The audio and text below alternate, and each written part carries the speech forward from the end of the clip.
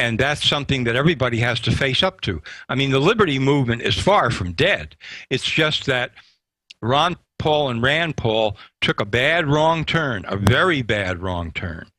You know, I ran for Congress in 1994 out of Los Angeles in the 29th District against Henry Waxman, who was a Democratic incumbent there for 20 years. I mean, you couldn't get even your toe in the door unless you were a Democrat in that area. And so, you know, I was a neophyte. I was naive, and I said to myself, well, I can't win as a Republican, can't win as an independent, so I'm going to have to run against Waxman in the primary as a Democrat, which I was not and never have been. But that was my mistake. And as I saw, as the campaign went on and on and on, I became more and more radicalized, more and more independent. I saw more of the corruption in the whole political apparatus, the national political apparatus. And I finally said to people that were supporting me, I said, you know what we're going to do if we go to Washington? The only thing that's right to do. We're going to have trucks roll around the city every day of the week with huge posters on the sides of the trucks that say, corrupt congressman of the week, a photo, a name, and underneath the facts, where the guy's money comes from, where his votes went, how they magically align. That's just for openers. And we were going to do that every single week. I said, because if you're going to work in this corrupt system, you are obliged as an independent to begin by exposing every amount and detail, high and low, of corruption that you can possibly lay your hands on. Well, let's expand on that. I mean, we've seen Rand say, hey, do the sanctions that his own father says is an act of war. The Constitution states it is. We've seen him do a bunch of other stuff. The biggest thing I just mentioned is Campaign for Liberty now operating as this political action committee or consultancy that politicians come to and basically hire and then run their campaigns through it, and then the Paul Mafia gets a cut of the money, and all these alarm bells have been going off because I've given them money, so I get these letters with these horrible CFR people and folks they're endorsing. I mean, what were they thinking? Because I know Rand Paul, I know Ron Paul, they've been good people. I mean, how do they just suddenly take such a turn and, like Anakin Skywalker, become Darth Vader? Or is there a way to turn them back? Because I said last week, come out, clarify, do something, and instead they put out a release saying, hey, we need to be popular with Republicans. We'll get bashed if we don't do this. Well, the corrupt system's going down. Congress has a 9% approval rating. You want to be attacked. That's a seal of approval. What are they thinking? What happened? What do you think happened? The only thing I can think of, Alex, is, as I say, after 2008, Ron Paul privately in his own mind did a reassessment and said, and I've had some confirmations from inside the campaign, that it wasn't going to work to be an independent anymore, which I think is a, demented idea, and that he was going to have to somehow join up with the Republican Party in some way in order to try to, I mean, how ridiculous does this sound? Quote, take it over. I mean, because you have to realize, if the guy won the nomination for president, if Ron Paul could have made it all the way through, then he would become the titular head of the Republican Party. And that must have been his vision. If I can get that far, I can take this whole thing over and I can say, okay, here are the principles we really stand for. It was a wild dream. Exactly, and now the plan, they admit, is to get Rand in 4 years. The system doesn't trust them. The system plans to stab them in the back. I mean, this is crazy. It's completely crazy. And, anybody on the ground could have told them that. Millions of people in the liberty movement could have said to them, you're crazy. This is not going to work. Don't you get it? If you're going to be an independent, you have to be a complete independent. And now is the time to do that, because not only, as you say, is the system going down in total corruption, but we've got the internet. And we've got the internet at such speed now, much different from 2008, where you can get out messages 24/7 all over the world and keep on getting those messages out. This would have been the year to be a true independent and say, I'm going to expose the whole thing. Well, exactly. The only way Ron Paul can get back and get that aura of no compromise he had is to realize this mistake and to break with it and run third party, not to even win, but to shake things up, to get enough points to get in the debates. There's no way the media could ignore it. If he'd have done this months ago when they stole Iowa and Maine, and even mainstream media had to admit later it was stolen, he would have gotten $50 million, $100 million given to him. He would have had people in the streets, a catalyst. Instead, they took this safe path to just fade off and become some political consultancy firm with stuttering Jesse Benton up there. Look, I'm going to tell Jesse Benton and all of them something. If I wanted to really be nasty, I know a lot of the inside stuff. I'm not going to get into it here. But the bottom line is this.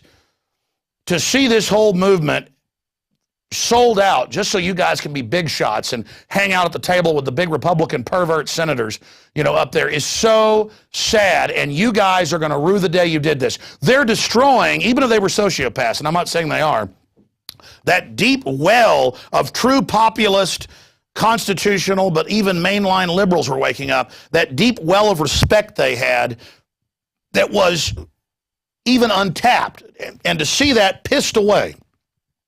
Do you agree? I mean, how much have they pissed away? Absolutely. Absolutely. And the right time would have been right after it was obvious to Ron Paul that they had stolen a couple of states from him. 4 months ago. This was not going to work. And if he had backed out at that moment and said, guess what, folks? Here's how corrupt the system is. And this is what I'm going to do about it.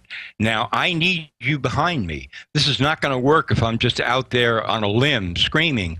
This is legitimate. I'm an independent from this moment on, and I need millions of you to support me, not only with money, but wherever I show up. Then, instead of the media trying to cover up 15, 20,000 people showing up for a rally of his, you would have had 75,000, 100,000 people showing up, and they wouldn't have been able to put a clamp on that. And all of a sudden, you would have had something viable about liberty in this country politically. Now you would have seen... Exactly. He would have had 20 times the power to shape the debate and maybe even a chance to win. Then there's the assassination issue. People say, well, I'm sure they've been threatened. Well, you know what? I get threatened. And the point is, if Ron Paul said, don't let him JFK me, he would have gotten even more support, and the elites wouldn't have dared do that. In the past, I said Ron Paul was founding father material. All I can say now is I have to retract that. And when I see a Ron Paul sign, people say, well, hey, he's still good. He's not the globalist. That's what makes it even more painful, is that he was totally on our side, and I loved him and respected him and put everything on it. And that's why it's personal now. You know, that's the issue. That's why across the board, people are hurt. I want you to comment on that. Give us your take on it, John, but also... what are you seeing out there in the grassroots? Are you seeing the same wild anger that I'm seeing from the former Ron Paul supporters, and how bad do you think this will be? You know, right now there's no way for the Ron Paul supporters to get out of their reaction to this, but they have to. I mean, they have to, because, you know, this is not the first time in history. We're talking about a long time on this planet here, that some leader has suddenly veered off in the wrong direction for whatever reasons, and all of a sudden everybody else is left hanging with their ideals and their feelings out there blowing in the wind. There has to be a regrouping and a recouping, and to me, the important thing to make clear, because it was never really made clear before, especially by the Tea Parties, is to say, look, we're not looking for Republican politics or Democratic politics here. We're looking for people who can run as independents because we're behind that, and we'll vote for that, if that's the way you want to play it. You can't allow somebody in the door who's going to say, I'm for you, but I'm also part of the system, and we're going to work it out later on, because we see what happens when you try to work it out later on. You get betrayal. You get people absolutely going nuts here who have worked for, you know, their bones off for this. But I got to tell you, I've talked to other people inside the Ron Paul campaign who said to me, I expected this to happen. They're smart. They're not just people who feel, you know, totally betrayed and there's nothing they can do about it. There's some very smart people in there at ground level who saw this coming, and now they have to make it clear. if we're talking politics here, we're talking independent politics, not Republican or Democrat. We don't want to reform these parties. We want to beat these parties. Well, look, these parties are eugenicists. They're globalist. And I want to talk about that after we're done talking about the polls in 2012 and where you see things going. But looking out into the future, what do you see happening to Ron Paul and Rand Paul now? Because the political capital they have shot with a 12-gauge shotgun. They have blown a hole in the bottom of their boat. The political hacks they've got working for them, Rand and Ron, are hiding out from this right now, which is the worst possible sign. They've sent their lackeys out to say, hey, we want the Republicans to like us. Hey, folks, the public liked the Pauls because you didn't want the establishment liking you. But where do you see this going? I mean, how do you see this ending if they don't come out and reverse course, or is that too late? Done and done. They're both done. Rand may continue to hold political office, whatever, but Ron is done. He's going to retire pretty soon. His son is a non-factor, either inside the system or outside the system. Done and done. The movement for liberty is going to have to select and find new avenues and rethink this. They're done. That's it. And why do you say that? Because how do you recoup? I mean, is Ron Paul going to come out and say, look, you've misunderstood me. I want to make this clear to you, and I'm going to spell it out in a way that you can truly understand. And Rand is going to do the same thing. Is this going to happen? I don't think so. It's certainly not going to happen with Rand, because he's already enthusiastically thrown his hat in the ring for Romney, so he's done completely. I mean, of what value is he to the GOP? Nothing. To the liberty movement? Nothing. What about his father, who's a far more important figure?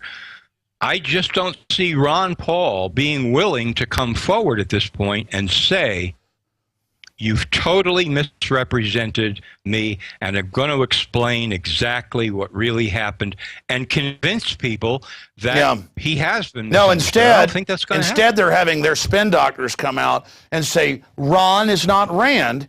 And people are like, more politics? And again, I've tried to be calm about this. I've tried to be measured and say, hey, let's give them benefit of the doubt. Let's give it some time. But then I start thinking about everything else I've been seeing the last 6 months or so. And then I get angry that I'm supposedly somebody who isn't going to be manipulated, but because of my 17-year relationship with Ron Paul and 5-6 years, well, I've interviewed Rand probably 10 years ago, 10-year relationship with Rand, that I even began to become co-opted. And then that, again, it goes back into that personal area. That's why it makes me double pissed. Yeah, well, I can see that. I mean, I haven't had that kind of relationship, so it doesn't affect me emotionally in the same way. I just don't see objectively how Ron Paul can suddenly reverse this trend that has exploded in the last few days. I don't see what he can say. I mean, what's he going to do? He's going to say, well, my son is my son, and he did this on his own, and I have absolutely nothing to do with that. Is he really going to say that? No, he's not. First of all, because it's not true, because this was a coordinated effort. And secondly, he's not going to throw his son under the bus, because his son is supposed to be his legacy. So he's tied in a knot. And I don't see how he can work his way out of it. I think you're right. I've talked to a lot of campaign people off record, high level, who were upset about the way things were going, even 4 or 5 months ago, who were warning me and just saying, well, they're listening to too many insiders. And then I talked to others who were like, Ron Paul's a rock star, who were starstruck, and that's not what this is about. And so I think delusion really crept in. And that was one of the first things you talked about, was this is delusional. And I think you've hit on something there. I think this is an example to all of us of how power can become delusional. Absolutely. It is delusional. And especially when it seems to be all focused on a particular individual. Because then people say, well, I'm throwing my markers in on this person, this person who's going to carry the ball, and this person we can trust, and so on. And for a lot of people who do that, I'm not saying everybody, but for a lot of people who do that, they then sort of